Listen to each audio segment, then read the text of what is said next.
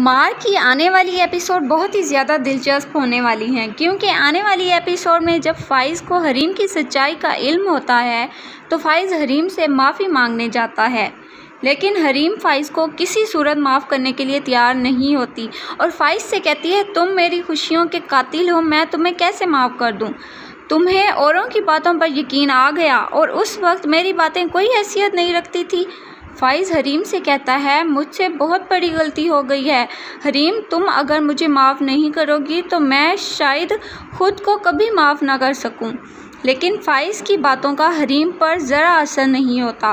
فائز کو ناصر پر غصہ آتا ہے کہ آج حریم مجھے معاف نہیں کر رہی۔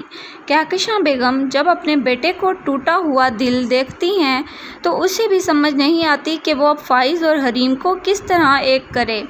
فائز بھی اب اپنی ماں سے کوئی بات نہیں کرتا، کیونکہ فائز کا دل اپنی ماں سے مکمل طور پر بدگمان ہو چکا ہے۔ فائز کی نفرت کہکشاں بیگم سے برداشت نہیں ہوتی اور اس کی طبیعت خراب ہو جاتی ہے۔ لائبہ اپنی ماں کو ہسپتال لے کر جاتی ہے۔ لائبہ جب فائز کو ماں کے بارے میں بتاتی ہے تو فائز بہت پریشان ہو جاتا ہے۔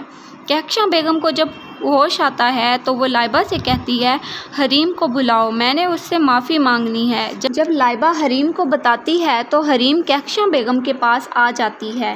کہکشاں بیگم حریم کے آگے ہاتھ جوڑتی ہے کہ میرے بیٹے کو معاف کر دو، اصل قصور میرا ہے اس کا نہیں، مجھے سزا دو، تمہاری وجہ سے آج میرا بیٹا مجھ سے نفرت کرتا ہے۔ حریم سے بھی کہکشاں بیگم کے آنسو نہیں دیکھے جا سکتے تھے۔ حریم کہکشاں بیگم سے کہتی ہے کہ میں فائز کو اس بات کا احساس دلانا چاہتی تھی کہ جب اس نے مجھے الزام لگا کے گھر سے نکالا تھا تو مجھے کتنی زیادہ تکلیف ہوئی تھی۔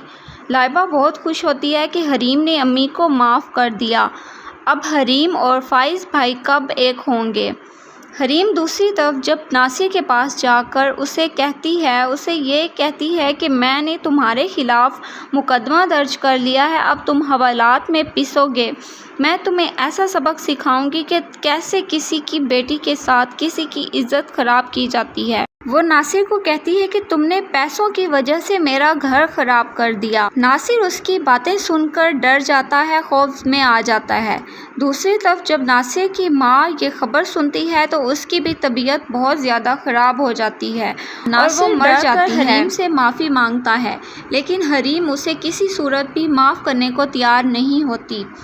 اب ناصر کو حریم کی بددعائیں کھائے جا رہی ہوتی ہیں، اسے کسی طرح سے بھی سکون نہیں مل رہا ہوتا، وہ خود کشی کرنے کی بھی کوشش کرتا ہے۔